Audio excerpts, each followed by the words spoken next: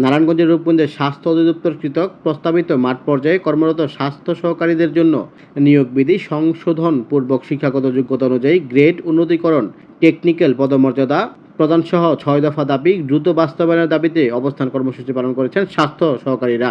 আজ মঙ্গলবার সকাল ৮টা থেকে ১০টা পর্যন্ত রূপগঞ্জ উপজেলা স্বাস্থ্য কমপ্লেক্সের সামনে Bangladesh health assistant association Rupganj উপজেলা শাখার আয়োজনে এই কর্মসূচি অনুষ্ঠিত হয়।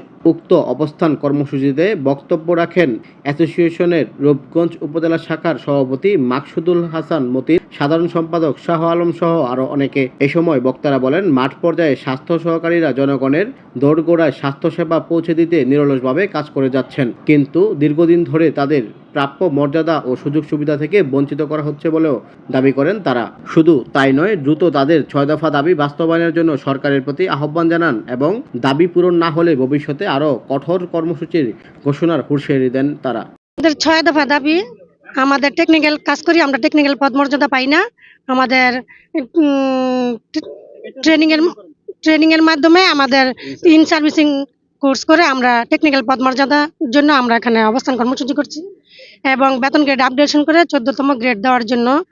এবং আমরা টেকনিক্যাল কাজ, সবচেয়ে বড় কথা হচ্ছে আমরা টেকনিক্যাল কাজ করি, টেকনিক্যাল আমরা কোনো কিছুই পাই না। মানব সন্তানকে আমরা টিকা দেই, অথচ আমাদের কোনো টেকনিক্যাল পদমর্যাদা নাই। আমাদের অবস্থান কর্মসূচি, তারপর আমাদের ৮ই জুলাই আমাদের প্রত্যেক জেলাতে সিভিল সার্জন অফিসে আমাদের অবস্থান কর্মসূচি। তারপরও যদি আমাদের দাবি দেওয়া মেনে না হয়, তাহলে পয়লা সেপ্টেম্বর থেকে আমরা আমাদের সকল কার্যক্রম, আমাদের মাঠ পর্যায়ের সকল কার্যক্রম, আমরা টিকাদান কর্মসূচি সহ যাবতীয় কার্যক্রম আমরা স্থগিত ঘোষণা করব।